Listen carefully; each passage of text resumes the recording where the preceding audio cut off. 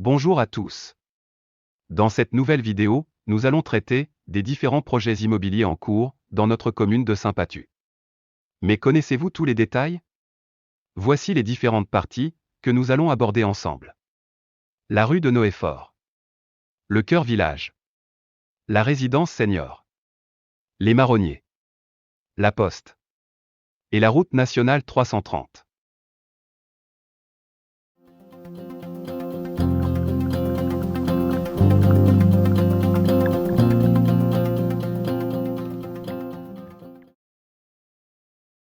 Ce projet était déjà conclu, et le permis de construire était déjà signé, bien avant les dernières élections municipales de 2020, mais personne n'était au courant.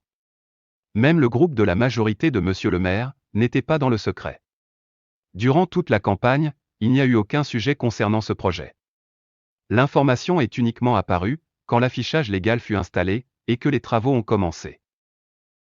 C'est seulement à ce moment-là qu'un conseiller a demandé des explications et que le maire a donné des détails.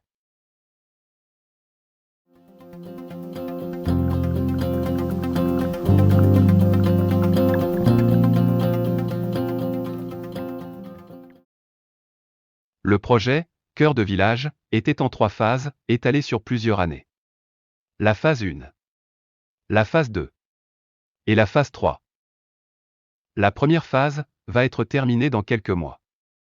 Il y a encore un certain nombre de maisons individuelles à construire rue de Maisonneuve entre les immeubles et les pavillons déjà existants. Dans toutes les communes, en compensation, les promoteurs construisent des équipements publics pour les communes, comme des écoles, des aires de jeux, des city-stades, des aménagements, etc. À Saint-Pathu, qu'avons-nous obtenu en compensation? La deuxième phase devrait commencer quand la première sera terminée et que le promoteur aura fini de racheter toutes les parcelles. Elle sera exclusivement constituée d'immeubles d'habitation. Depuis le vote du nouveau PLU, la hauteur de construction dans cette zone est passée de 13 mètres à 18 mètres, comme indique le règlement écrit du PLU, à la page 25. Soit un étage de plus par rapport aux immeubles que nous avons aujourd'hui. Même l'adjoint au maire, en charge de l'aménagement urbain et des grands travaux, ne savait pas le jour du vote au conseil municipal que la hauteur allait changer. Sur cette zone, il y a des bâtiments municipaux utilisés par différents services. La mairie a fait estimer ses biens il y a quelques années et la valeur était d'environ 400 000 €.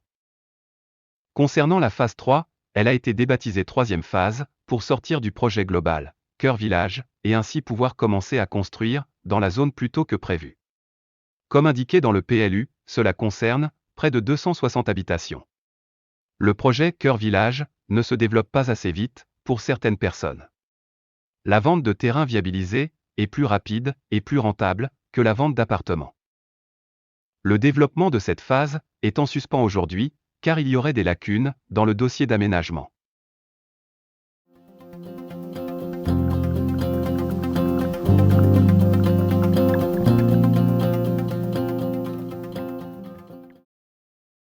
Ce projet consiste en la réalisation d'une résidence de 95 logements pour des seniors dans notre commune.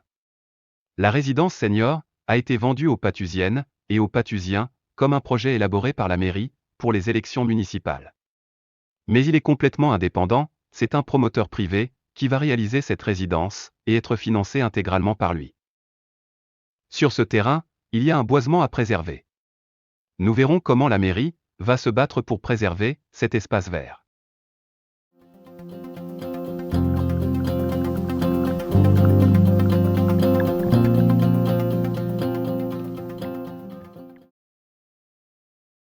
Cette fois-ci, nous parlerons de 2 parcelles qui se trouvent au croisement de la rue des Petits Ormes et de la rue des Peupliers.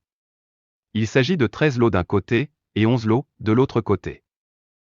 Des habitants de la commune qui ne souhaitent plus que tous les espaces verts disparaissent et qu'ils soient remplacés par du béton ont lancé une procédure contre ce projet avec la collaboration d'une association de Dammartin en Goële qui a déjà de l'expérience sur ces sujets.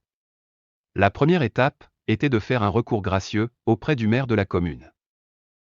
Lors du conseil municipal du 29 juin 2022, Monsieur le maire a annoncé qu'il avait reçu un recommandé sur le recours gracieux.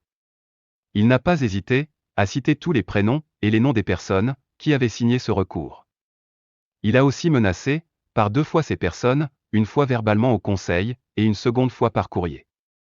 De plus, comme à son habitude, il a dit qu'il attaquerait ces personnes aux tribunaux.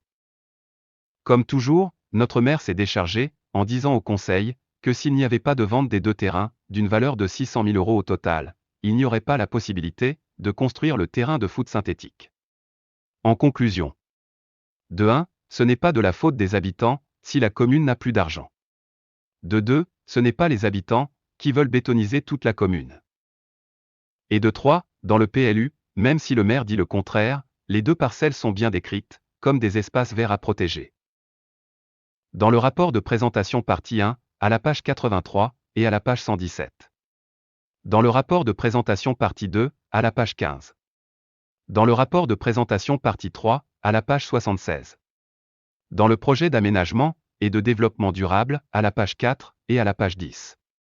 Et dans les orientations d'aménagement et de programmation, à la page 4.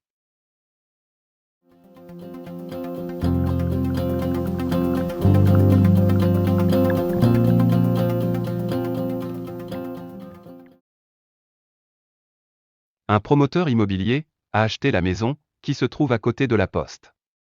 Monsieur le maire va céder à ce promoteur le terrain de la Poste pour construire des bâtiments.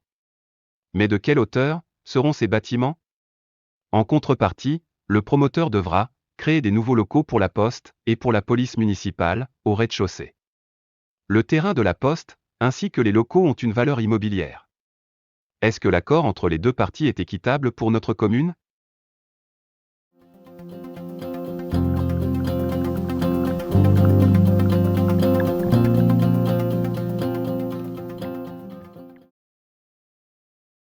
Pour les personnes qui ne sont pas au courant, la commune a des terrains de l'autre côté de la route nationale 330, à côté de Marché-Moret.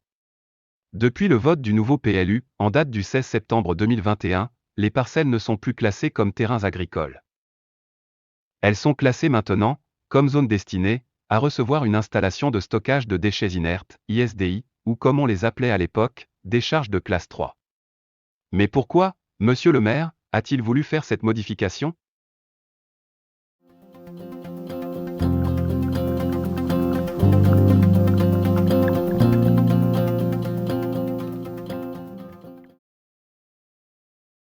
Pour conclure, il y aurait encore d'autres points sur le sujet à développer, mais vous avez les plus importants. Maintenant que vous êtes plus informé, à vous de creuser le sujet et de vous faire votre propre opinion. À bientôt pour de nouvelles vidéos.